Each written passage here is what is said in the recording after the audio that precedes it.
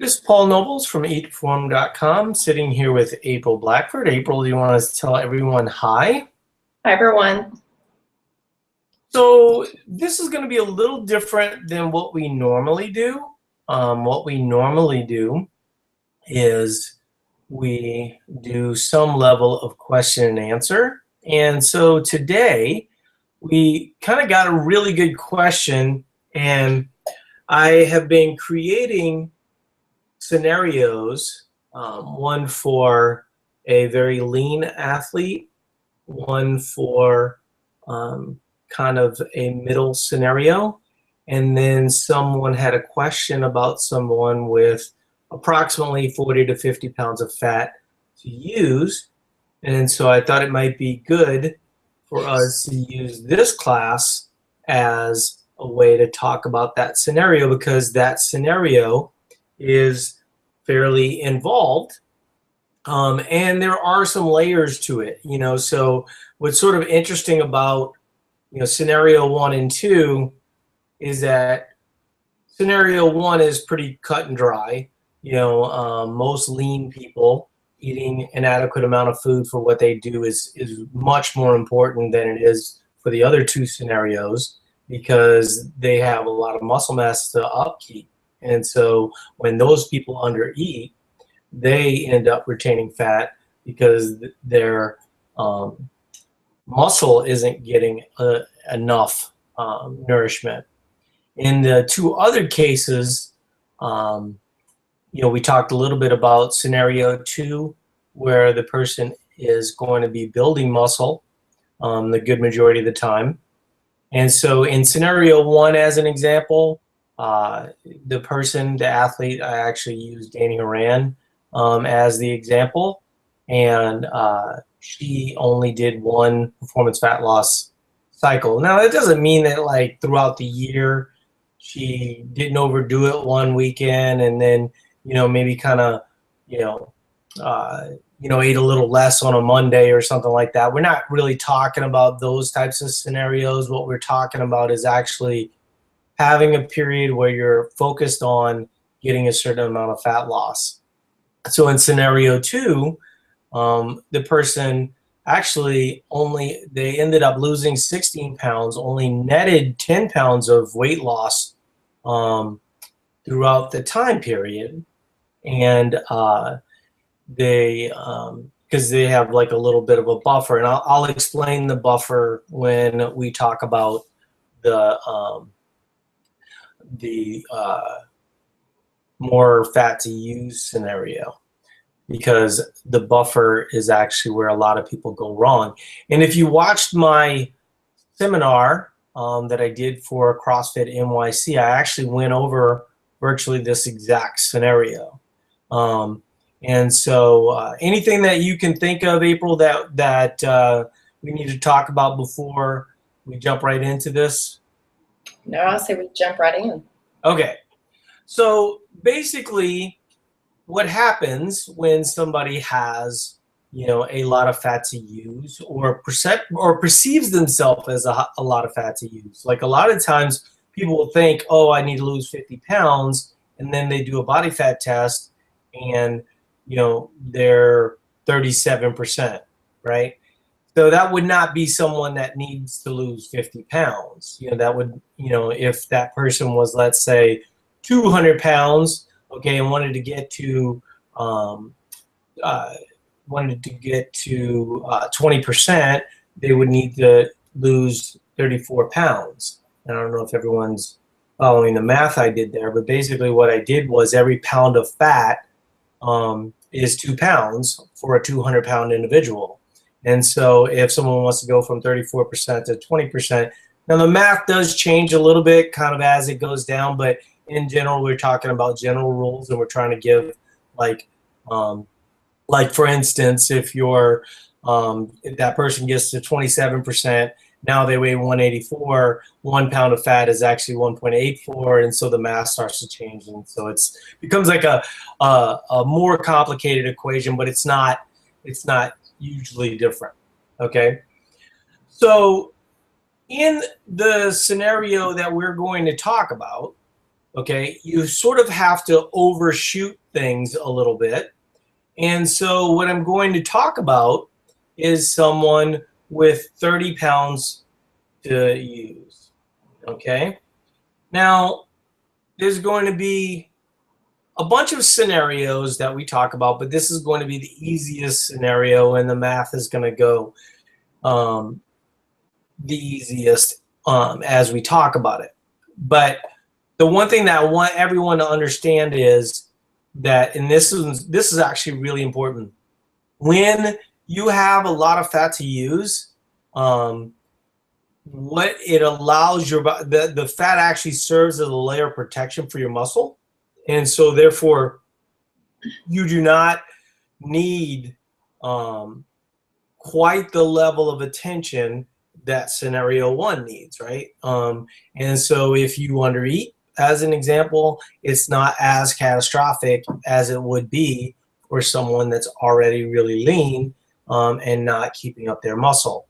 And so muscle atrophy isn't going to be as big of an issue, but what we're going to talk about a little bit is how to kind of deal with this. And what's interesting about the whole scenario is the more pounds of fat you have to use. So for instance, let's say that you were 300 pounds and you had 100 pounds of fat that you wanted to get rid of, okay? The issue is not so much the fat, it's the timeline, right?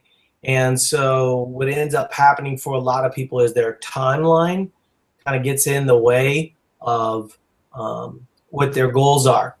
I will say one caveat, and I'm just going to say this for like somebody that has 100 pounds to use, they can actually go a little bit longer than we normally recommend for people, okay? The one caveat I would say in that scenario, because normally what we recommend is 8 weeks, they can typically go 12 weeks fairly easily, okay? So here, what are we looking for in that scenario for someone that is doing 12 weeks? We're looking for progress, right? And so if they get to, let's say, 16 pounds, which is basically 2 pounds a week at 8 weeks, and they're doing fine, there's no reason to stop that person, right? Because, you know, it's a health concern for that person at that point. And if they've got things going in the right direction and they're not, you know, seeing huge problems, we want to see them kind of keep going the way that they're going. The good majority of people, though, don't have that scenario, especially as we start to get into like 30 pounds or 50 pounds or something of this nature. And so I'm going to walk you guys through those scenarios. And like I said, I'm going to use 30 pounds because it's this exact scenario that I used in the CrossFit NYC seminar. And then, you know, I'm going to open it up for questions. My only concern about the questions about this is that this could literally go everywhere, you know, and we're not going to stay here all night.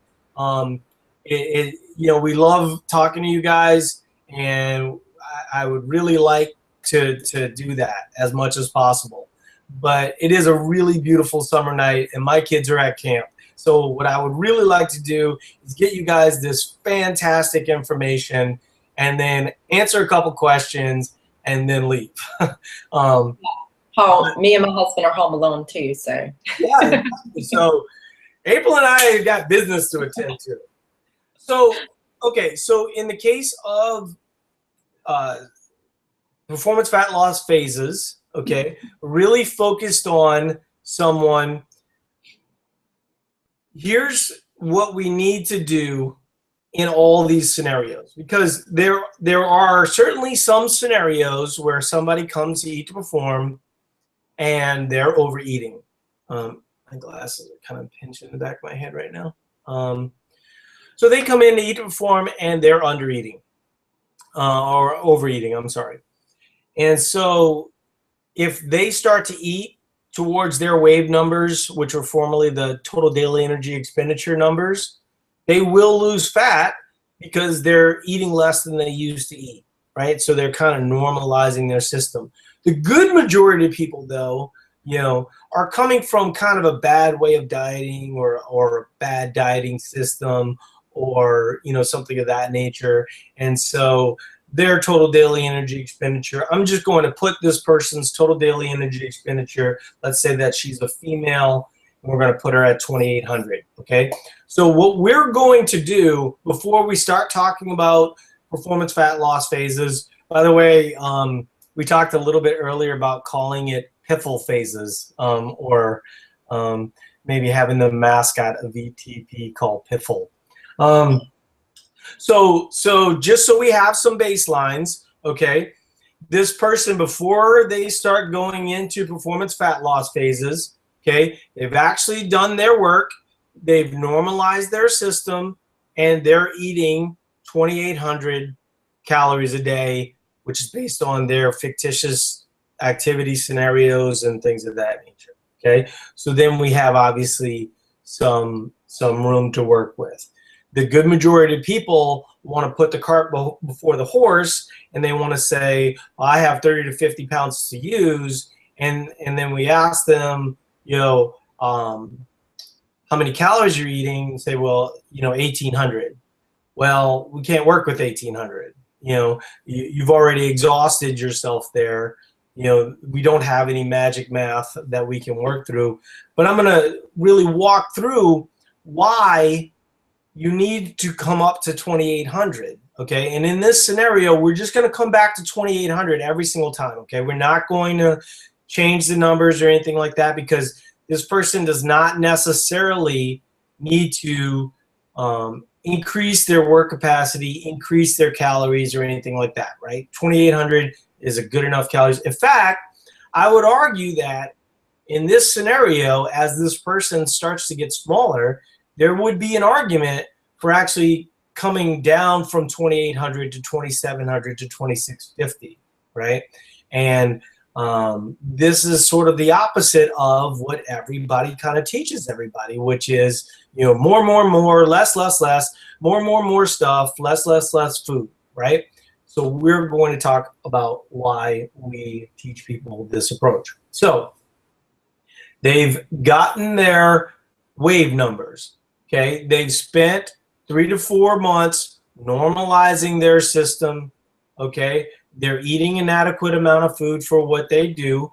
And yes, their weight is probably up a few pounds, but in general, we're going to want them to be able mentally to allow their weight to go up throughout all these cycles, okay? So walking into this scenario, I'm really trying to point out to the fact that whether you're overeating or you're undereating, getting to that baseline is important, okay? And that is the thing that's going to allow for the best long-term success. So now we take this person, okay? They have 30 pounds to use, and so we're going to give them wave numbers of 2,100,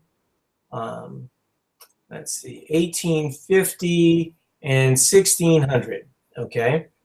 Now, I'm just going to assume that you guys haven't been reading all the updates over the last, 3 weeks or so and haven't been following along. And so I'm going to walk you through what those numbers mean, okay? And, oh, by the way, it is kind of interesting because, we have sort of taken a fair amount of heat, like we're sort of hiding how we do performance-focused fat loss numbers. I'm telling you exactly how we do performance fat loss numbers right now. Okay, there's no secret here. That's not the system. That's not the plan, right? The plan is really the support. It's always the support. It comes down to you being alone and trying to work on your own, or whether or not you'll have a support system that allows you to see the best progress.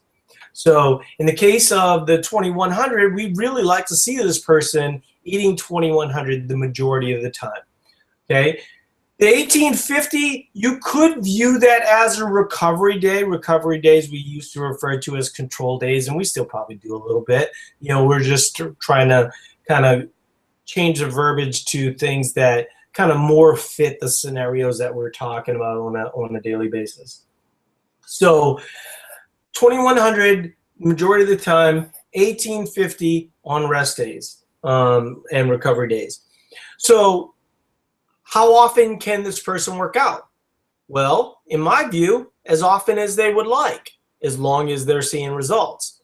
The nice thing about this scenario, okay, rather than maybe previous scenarios where we would have people eating at a deficit, okay, the good majority of the time, you're basically eating to your level of activity.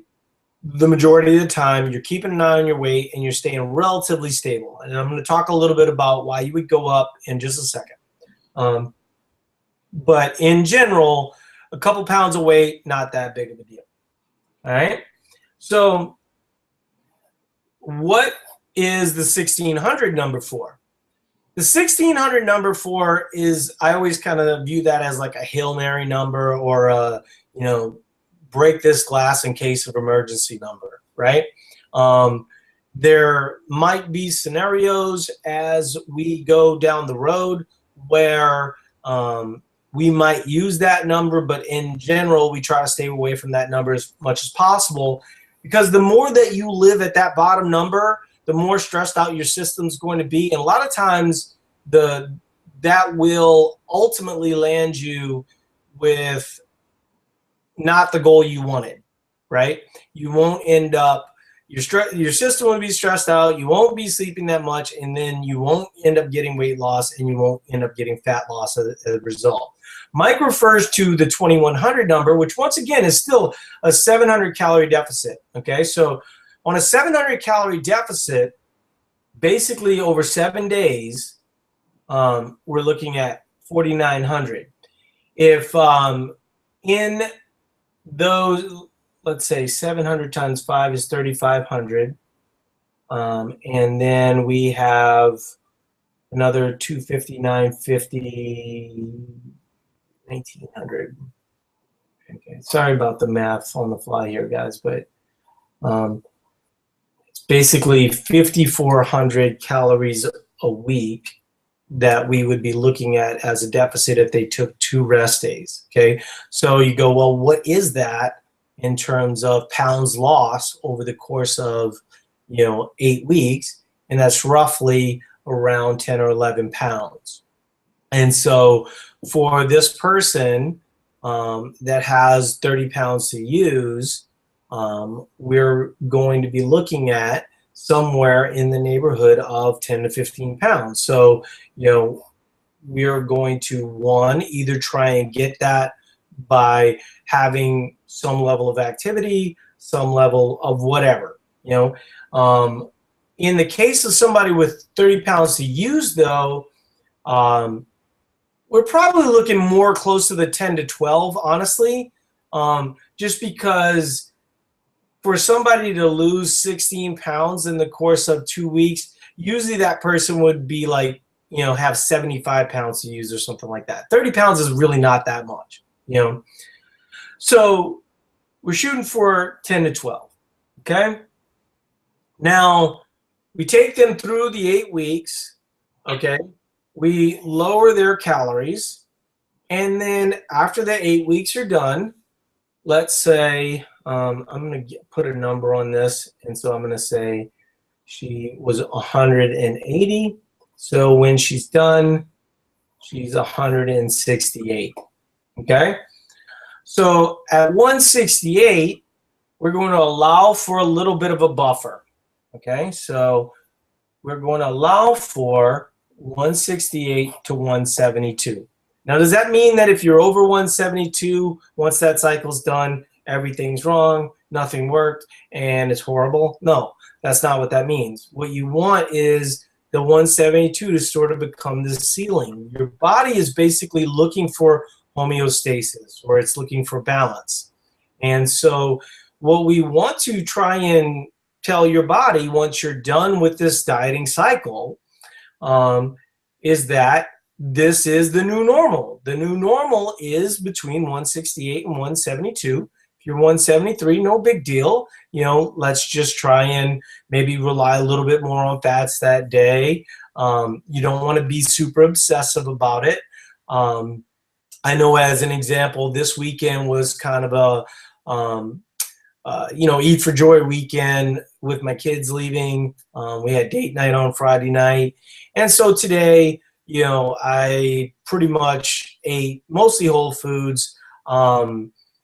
My activity has not been really super high, but I can tell that my body is seeing changes because, you know, I'm going to the bathroom nonstop. So, you know, you kind of have that inflammation that builds up in your body and you get rid of it. So no big deal.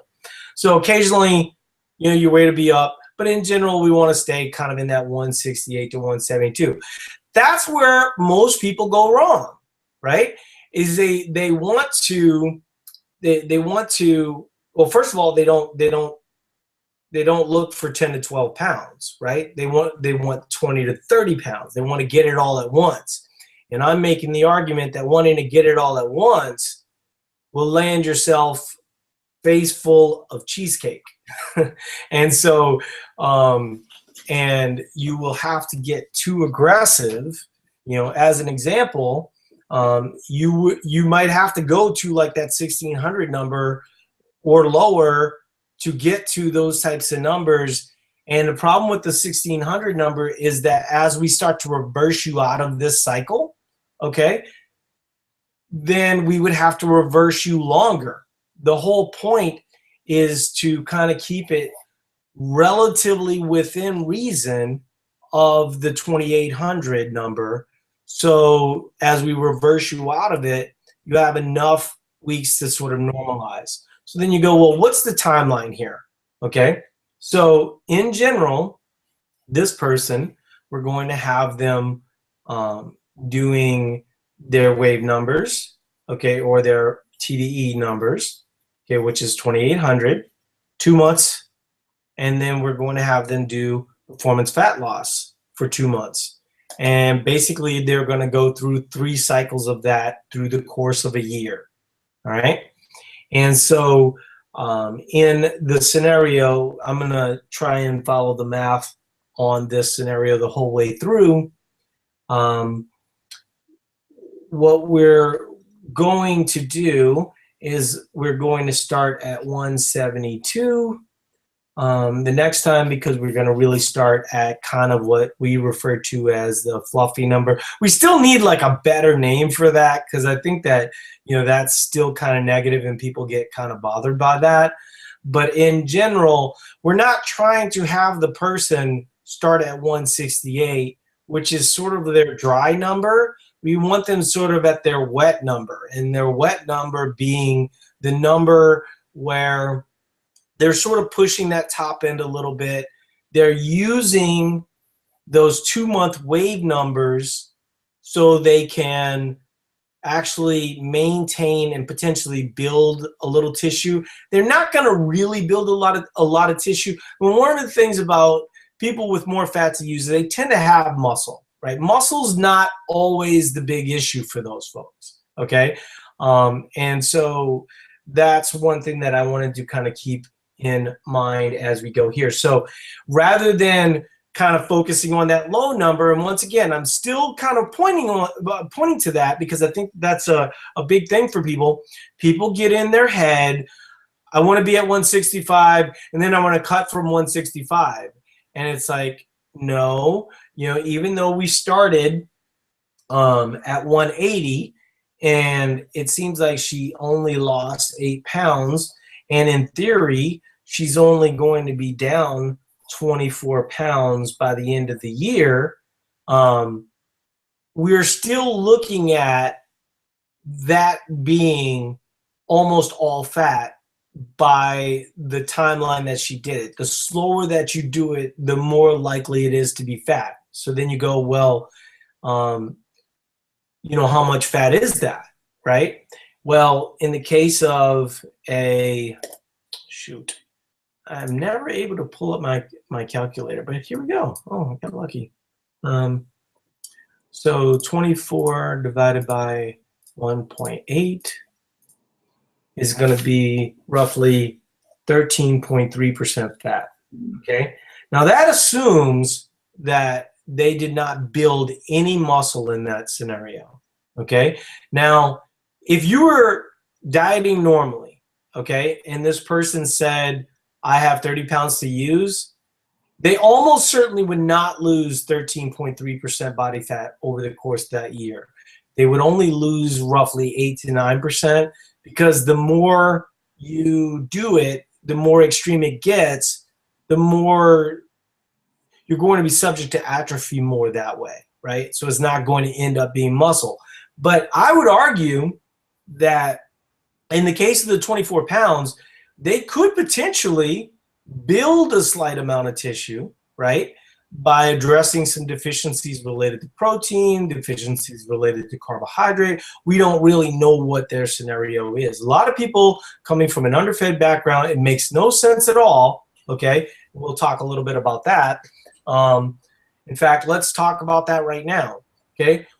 How is it possible that a 300-pound person can't just eat less and use the fat on their body, right? Well, I can tell you that, one, a lot of people think that these people somehow have bad habits, and those bad habits ultimately result in them, you know, binge eating or things of that nature, and it ultimately causes them to have problems. That's actually not the scenario. I'm not saying that, you know, some bad behavior doesn't happen. Like, for instance, if you're supposed to be eating 2,800 and you're dieting using an uninformed approach, or kind of like the standard approach where you go to, say, 1,200 calories, in the case of somebody with more fat to use, they can get away with that for a while because they have stored fat to rely on. But here's the problem. All they're doing is down regulating their whole system to a point where they're falsely messing with their metabolism. They're also not really going to want to do very much eating 1,200 calories. And so, yeah, it is. I will say it is a little easier to lose weight in that scenario, but it's not a good way to lose fat. And this is seen over and over and over with body fat testing. What ends up happening is that the people end up drawing water out of their organs, out of their muscles, out of all these other things, and then you end up getting kind of that loose skin scenario. What we're talking about is a scenario that doesn't give you, I mean, like we've all probably had some experience with low carbing, right? Low carbing gets you a real good result real fast, you know, and you go, okay, this is awesome. Well, but it's not fat, it's water, you know, and you know that because you've been peeing for the last week and a half, you know. And so the reason why you need it slow is so you really can kind of keep activity into the equation, which is why we don't go from 2,800 to 1,600, right? We're trying to stay roughly around 2,100 the good majority of the time, so we're getting the maximum amount of effect for the minimum amount of dose. And I'm trying to remember, but it's minimum. Mike calls it something. I wrote it down in my article on performance-focused fat loss. But what I'm really trying to point out is that there's a lot of people with a lot of fat to use that have kind of painted themselves in a real low-calorie corner. And when that stops working, they just start banging that hammer harder, and it ends up being more stressful. And I'll give you some examples of what I'm talking about. They start doing CrossFit. They start doing HIIT. They start doing lists. They start doing intermittent fasting. They start doing the HCM diet or flushes or detoxes or all these different things, right? And all these things negatively affect their metabolism, because what is metabolism in the end?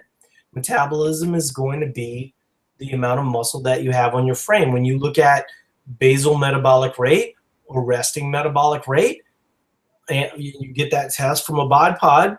It's based off the amount of muscle that you have on your body, right? And so if, as an example, you just keep banging that hammer harder, like I said, your fat layer will allow for a certain amount of protection, but only for a certain while. I mean, if you keep hammering at that for months on end and you don't allow for an appropriate amount of food, you're going to be pulling out water and potentially losing tissue, and therefore not addressing actual fat loss. That's why the scenario where this person is losing 13%, even if they were, let's say, 37%, now all of a sudden they're at 24%, and they're well on their way to a more gradual approach. But more importantly than all of that is it's easier to sustain. You know, the one problem that most people have is they when they've used really restrictive approach to dieting or an uninformed paleo approach or something like that, they'll get to 1,200 calories and they don't really know any other way to get out of that. And what they try to do is end up creating a huge deficit, and all that does is stress out their system more. And so they don't end up looking like they want to look. What they end up looking like is a smaller version of their formerly obese self, right? And I think a lot of us can relate to that. I know I can. And if, by the way, you don't think that I'm talking about my exact scenario, you're wrong. I was 230 pounds. So this is virtually the exact scenario that I had to learn to do to see the results that I wanted to see. And, you know, it's not finite. You're going to always be sort of tweaking this process, but learning kind of this tiered down and then slightly tiered up approach is a game changer. Because even though people told you all along, you should be a little bit more patient, you're losing too much weight too fast, you know, all this other type of stuff, you sort of want to pull off the Band-Aid all at once. And then if you don't allow yourself to go up a little bit, right, and recover, you know, the thing that's nice, for instance, let's talk a little bit about how long it takes to reverse you out, okay?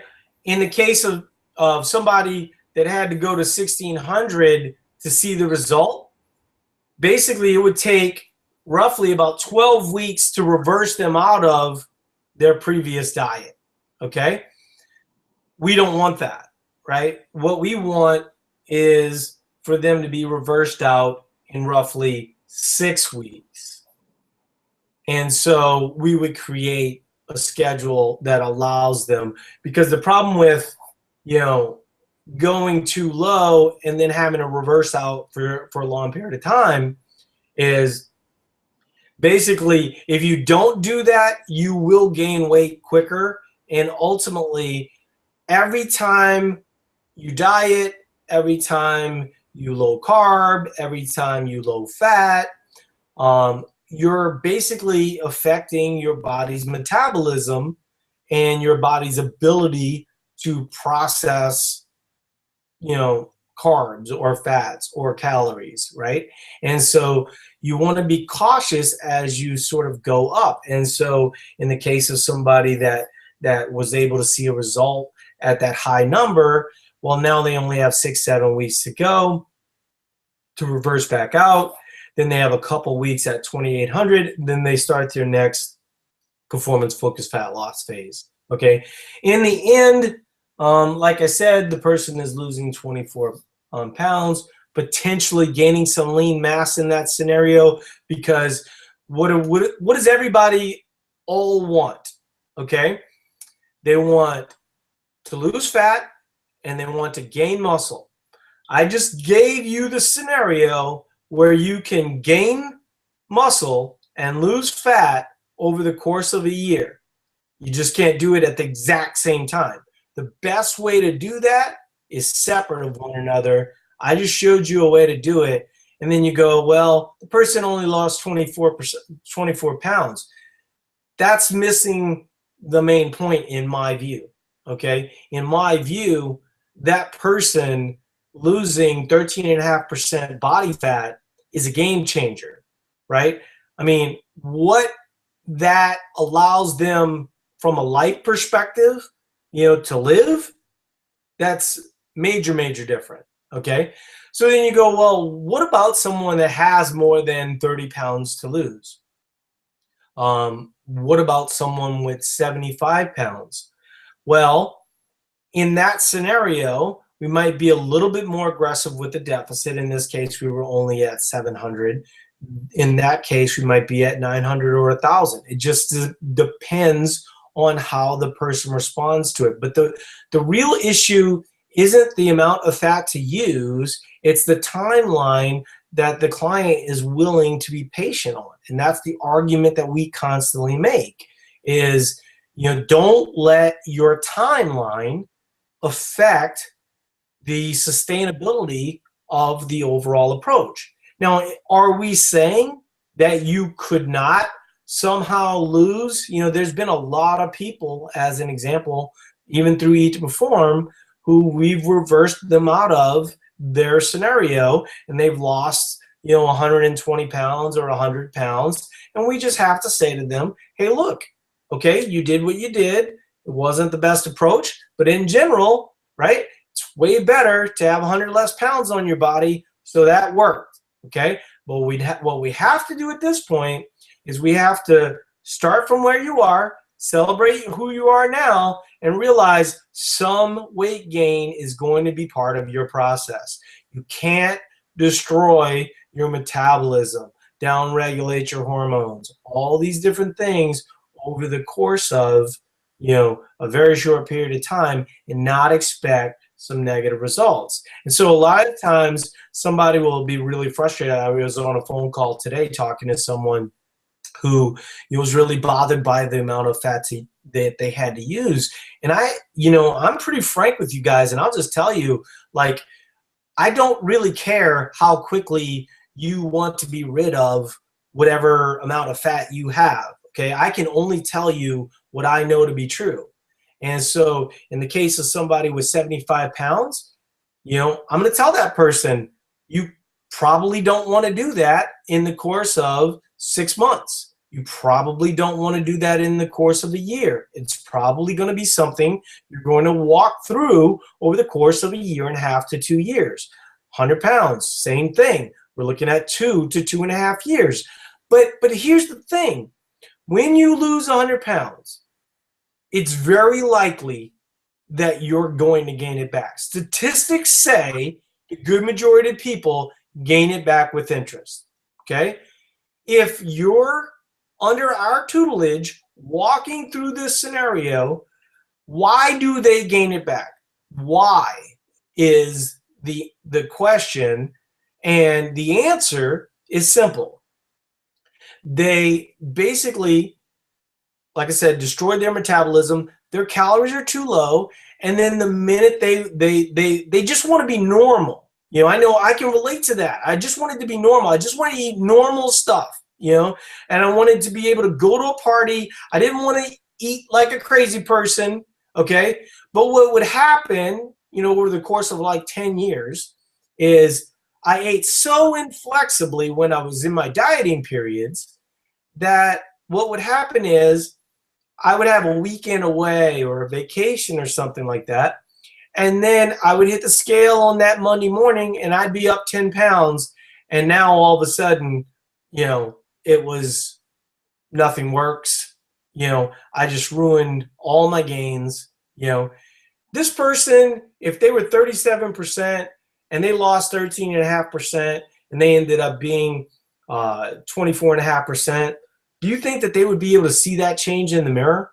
Definitely, okay? But if this person loses 30 pounds or even, let's say, 75 pounds in the extreme scenario, but they did it in an uninformed way, a lot of times they just end up looking smaller and they're going to end up with a lot of loose skin. A lot of these people are going to end up with loose skin anyway. I have a little loose skin, like if I if I were to do, you know, push-ups or something of that nature, it's very noticeable. But you know, that's just, hey, look, you know, I think at some point you have to just realize that, you know, George Clooney's not the goal. The goal is overall health, you know, and that's what we're trying to help people do. You know, do I think I'll be able to address some of that loose skin? Sure, you know, but you know, that takes time. If I was 300 pounds, as an example, you know, maybe, you know, the loose skin would be a bigger issue.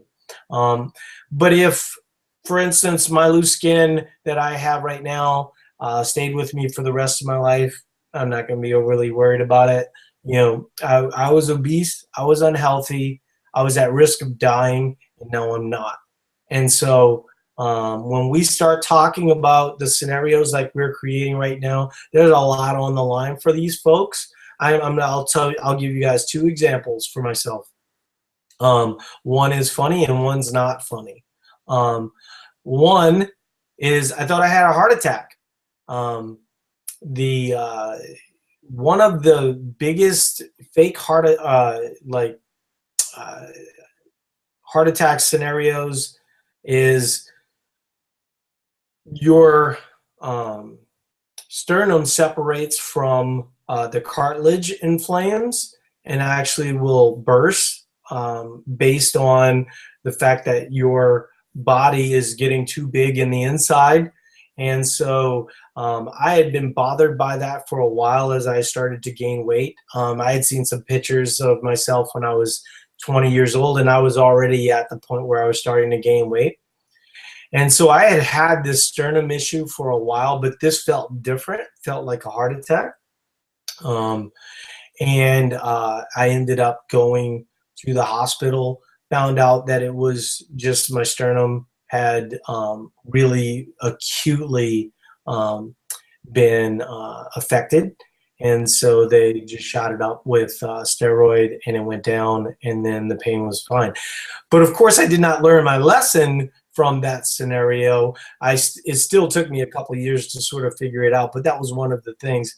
The other thing, which is kind of funny, and I've joked about this before, is that sex, you know, every time I had sex, my chest would turn purple. And sex was the first Tabata that I was ever exposed to, because I could not go for much longer than a couple seconds because I was overweight and I was challenged. And I didn't always feel attractive. You know, I wanted to continue being a sexual being, but I didn't always feel attractive, and I didn't always perform like I would like to be able to perform in those scenarios. So that's a little funny, maybe not so funny, but I want you guys to understand what I want people to hear is I know what you're dealing with, right? Maybe not your specific scenario. I was hypothyroid. I just explained to you two scenarios that were health problems that were created from being overweight. You know, a lot of it gets manifested in a lot of ways. I think a lot of people have seen that I was in a motorcycle accident. The reason I was in a motorcycle accident is the same reason that I bought, you know, expensive watches. The same reason I bought $300 shirts. The same reason why I had $450 pair of jeans and I was overweight. I was still trying to stay relevant. I still cared. I mean, the one thing about, you know, myself is that I don't, you know, my wife was actually talking about this a little bit. She's been wearing shorts all summer. You know, shorts are not her thing and have never been her thing. And she said, if I could point to one thing that Science Lab Off Topic has given me, it's shorts. And she said, over the course of the last couple of years, I would wear capris, and they were uncomfortable going around during the summer wearing capris.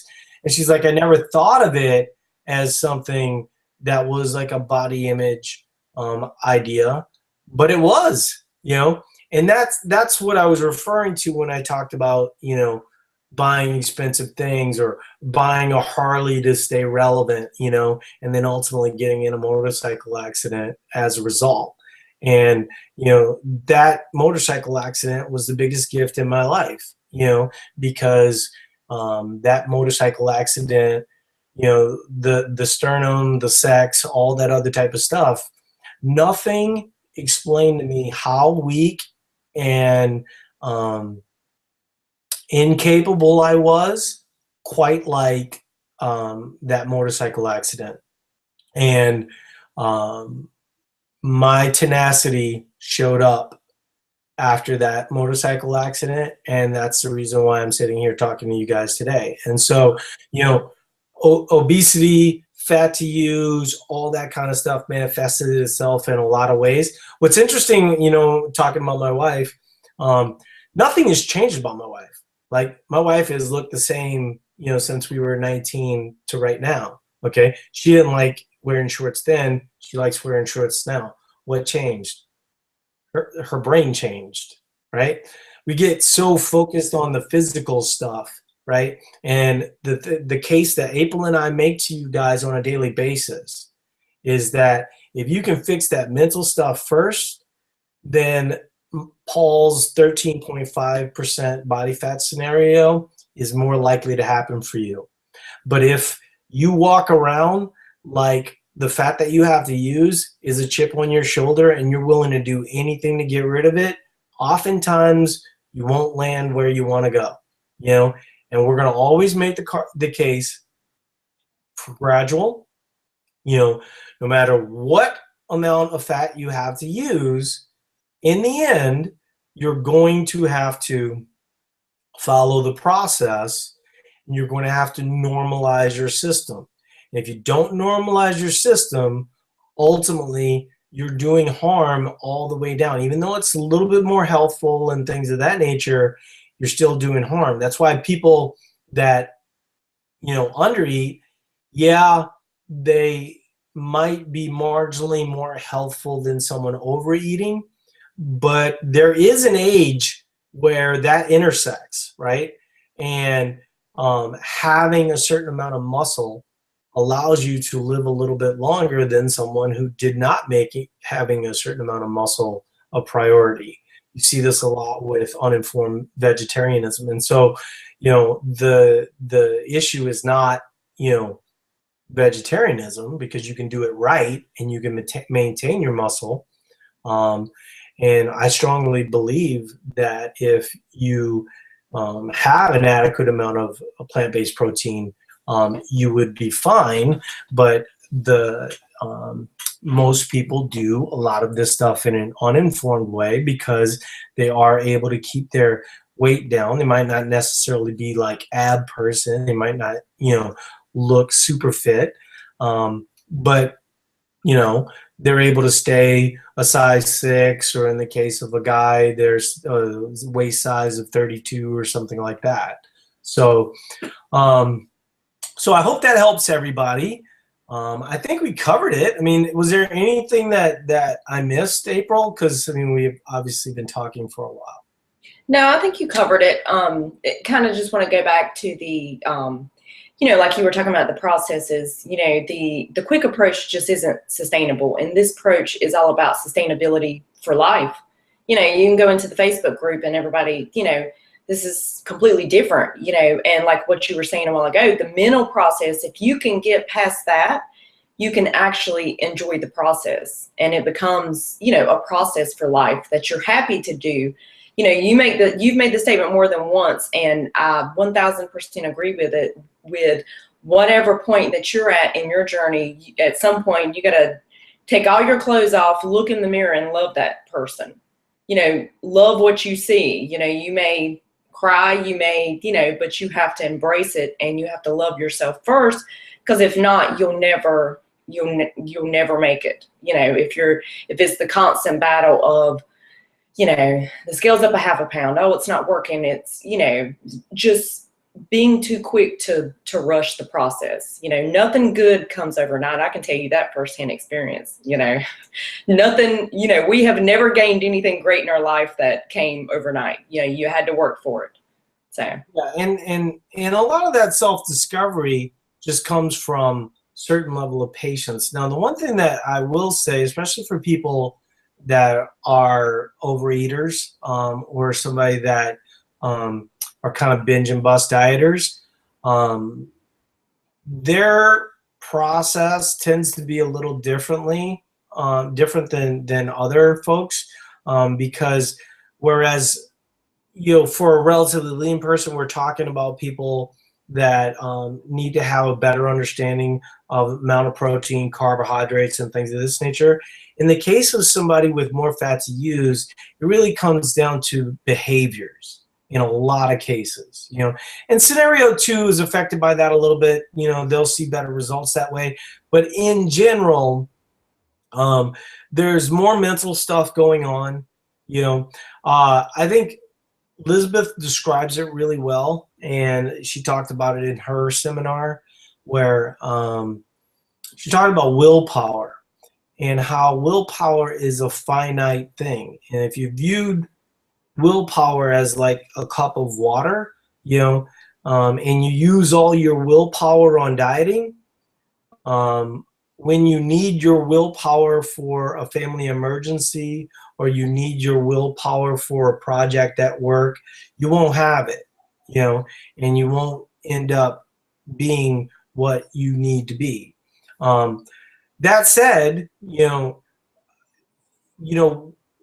this group is probably the group that we worry about the most. This is the group that, April and I, when we wake up, we think of these people. When we go to bed, we think of these people.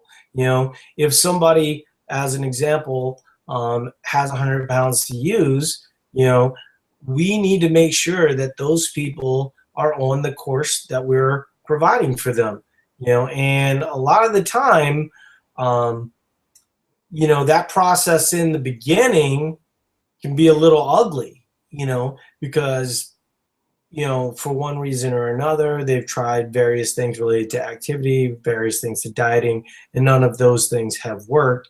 And it's led to some bad behaviors, led to some mental type stuff that becomes a little difficult. And so, the process there is just to try and find a groove. And like I said, if you have 100 pounds to use and you're seeing results doing something, the good majority of the people that we're talking to, we're going to want you to stop, at 8 weeks. That way you can kind of reverse out of it. In the case of somebody with 100 pounds to use, if they're seeing results and they're getting a good result, we're going to stick with that. We're going to ride that wave as long as possible. And I hate to say wave here because people are like, oh my God, he used the word wave. It's so confusing. But I'm just saying, if the person finds a groove, we're going to stick with that groove. And the problem, you go, well, what if I'm 30 pounds and I found a groove and the problem with finding a groove in that scenario is that what ultimately you're going to end up doing is just, basically digging into your muscle unnecessarily. And that is not going to be, that's not fat, right? Your goal is ultimately fat loss in the end. So I have actually seen a lot of scenarios where you were talking about the scenario where they continue to push the envelope, they see the results, and rather than stopping after 8 weeks, 9 weeks, maybe tops, they continue to push it, and the diet that once worked, consistently, things were moving along smoothly. All of a sudden, they just started gaining. They started gaining, and it's like their body is trying to communicate and say, "Hey, enough. I don't want to be this negative energy balance anymore. This is enough." And then they don't listen to it, and before you know it, the 13 pounds that they lost, they're back at gaining 8 pounds of that back, until they finally realize, okay, I need to stop, Right. And we'll often see that where, the person then pushes the pedal to the metal, and then they start, minimum effective dose is what Mike refers to it. I know I would remember. But the problem is that when you have these huge deficits, what you're doing is creating a huge stress system. Here's what's interesting about that, though. We're obviously talking about someone with 30 pounds to use. We talked about basically they land with 24 and they're pretty close. We got them really close to there.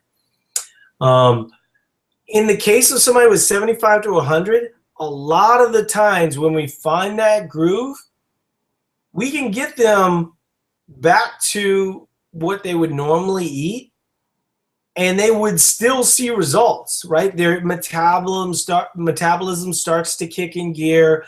They'll still see some weight loss, even though we're not necessarily kind of focusing on a deficit at that point, right? They've kind of fixing some of that broken stuff that kind of got them to where they were. And every time you talk to a person like this, there's always some reason, right? They had an injury. There was something that sort of caused them to get to where they're going. Sometimes it's mental, that's a little bit outside of what our skill set is. But in general, there's normally a reason for it. And so if you can fix that dysfunction, a lot of times in and of itself, you wouldn't necessarily be looking for a deficit. I know for myself, I was eating 3,000 calories a day, virtually every single day, building muscle, could not keep weight on, and this was coming from 230. Once I got to 162, started to CrossFit, metabolism kicked in gear. I mean, I went from 162 to 149 in just a couple months. I did push the gas at probably 153 to 149, but I got from 162 to 153 like that, and I was eating over 3,000 calories every single day. But part of it was because I was a new trainee. So we did have 3 questions. I'm going to run through that. I'm actually going to ask them, I'm just going to answer these 3 questions, and then we're going to move on. I apologize that we weren't able to kind of go over your individual scenario, but in general, I think that this is a good way to address scenario 3, and people will be able to get something out of it, and then able to ask questions in Science Lab Social. So let's see. Nathan was saying, sorry for preempting the discussion, but will you be talking about eating to an activity tracker? Basically, when you get your original plan, we're trying to estimate your activity level, okay? Your activity tracker is trying to do the exact same thing. People think of their activity tracker as perfect, and obviously most people see that it's not. It doesn't record everything perfectly. But it gets you to the right ballpark, and in general, when we talk about these wave cycles where you aren't doing performance fat loss phases, okay, what we're talking about is eating towards your level of activity or eating the number on your activity tracker. So then you go, well, can I eat the number on my activity tracker right now? Well, if you were eating 1,300 calories yesterday and your activity tracker says 3,200, what do you think would happen, right? If you add 2,000 calories tomorrow, you're going to gain a lot of weight. So what you want to do is you want to slowly walk up. One of the arguments that I make a lot is that maybe you don't need to be burning 3,200 calories. A lot of people say, I just can't eat that much. It's just too much to eat. It's like, well, what do you do? Well, I work out two times a day. I do a 5K run every single day. It's like, well, why don't we just chill out a little bit? Instead of 3,200, maybe we'll land at 2,500, and it's a little bit easier to eat those macros. But yeah, in general, what we're talking about is eating towards your level of activity every single day, staying relatively weight stable using some level of carb cycling, and then also using these periods of performance-focused fat loss so you can reduce your fat overall. Now, here's the other thing. Can you get to where you want to go without using performance fat loss phases? And that answer is yes. Everybody's situation is a little bit different, but if you haven't been eating towards your level of activity for a long period of time, and that would certainly be the place that you would want to start first, and then see if you start to get results. And so, like I said, a lot of people want to intervene where they don't need to intervene. And so if you can start doing more because you're matching your output to your input, oftentimes that will fix it for a lot of people. And we've seen thousands of people be affected that way. Okay. I'm getting follow-ups. I really can't do follow-ups. I'm going to try and finish what you're saying because I don't want to be rude. I'm burning about 4,000 calories a day, eating about 3,500 calories a day. So you're close. I wouldn't be really concerned about that. Should I gradually increase? And is there a percentage of macros that should increase?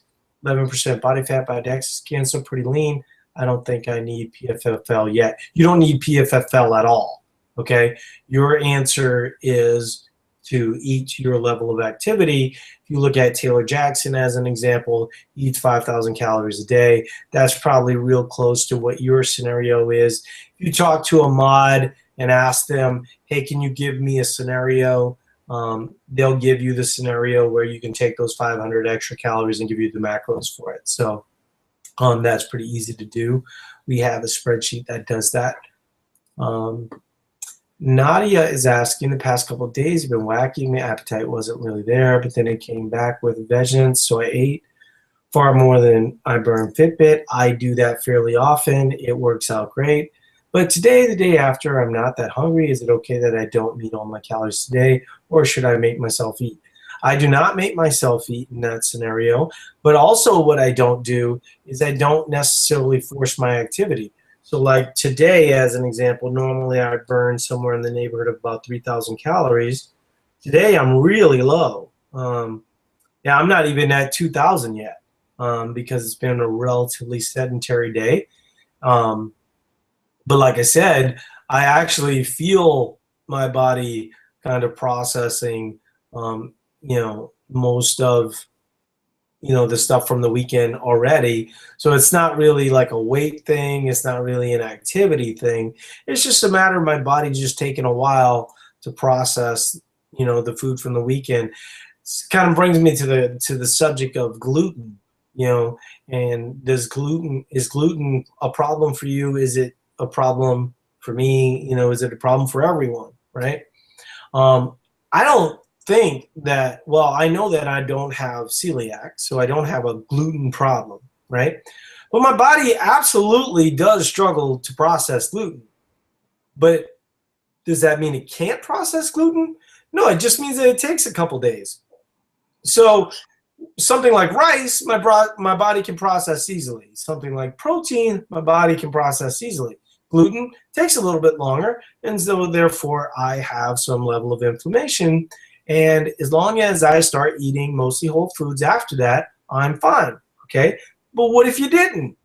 What if you kept eating the gluten and it was harder and harder for your body to process and your system to process?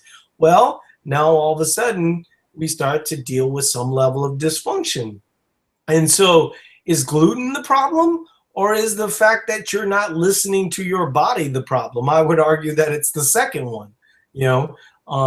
I certainly know that the pasta I ate, or the pizza I ate on Friday, the pasta I ate on Saturday, and the chips from the Mexican that I ate yesterday weren't, the best choices as it relates to food. Okay, so what did I do on Monday?